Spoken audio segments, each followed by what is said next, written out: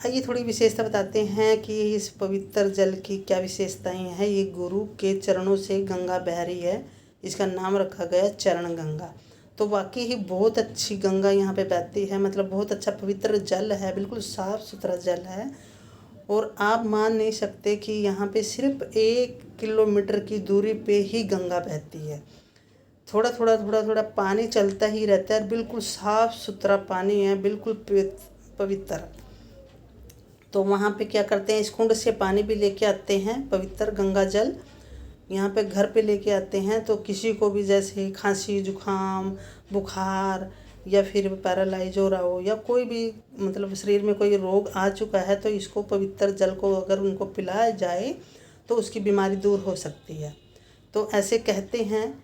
तो मैं भी यहाँ पे आई थी तो मैंने भी आजमाया, तो वाकई ही बहुत अच्छा माना गया है, बहुत अच्छी कहावत भी है, कहावत नहीं कह सकते क्योंकि मैंने खुद आजमाया है। ये वाकई पवित्र जल है और इससे बीमारी भी दूर होती है।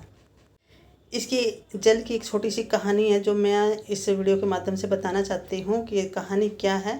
एक वहाँ के महाराज थे, राजा जी।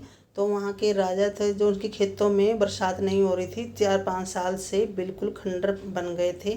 ज़मीन में जो बारिश नहीं हो रही थी, कुछ भी उगता नहीं था, काल पड़ गया था। तो गुरु जी के पास आए, गुरु जी से कहने लगे कि महाराज मेरे खेतों में पानी नहीं आ रहा और फसल कैसे होगी, 3-4 साल से ऐसे ही पड़ा है, तो आप कुछ करिए मेरे लिए।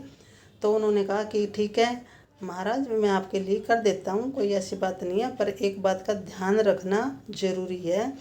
मैं आपके गंगा पीछे पीछे आपके चलेगी, पानी जहाँ तक आप चाहोगे वहाँ तक गंगा चलेगी आपके पीछे पीछे। अगर आपने पीछे मुड़ के देख लिया तो गंगा वहीं पे ठहर जाएगी, इस बात का विशेष ध्यान रखना। उसने कहा ठीक है महाराज, मैं ऐसे ही करूँगा। तो महाराज कहने लगे, गुरुजी कहने लगे तो चलिए फिर। और आगे आगे चलता रहा महाराज, आगे आगे चलता और पीछे पीछे गंगा उसके पीछे पीछे चल पड़ी।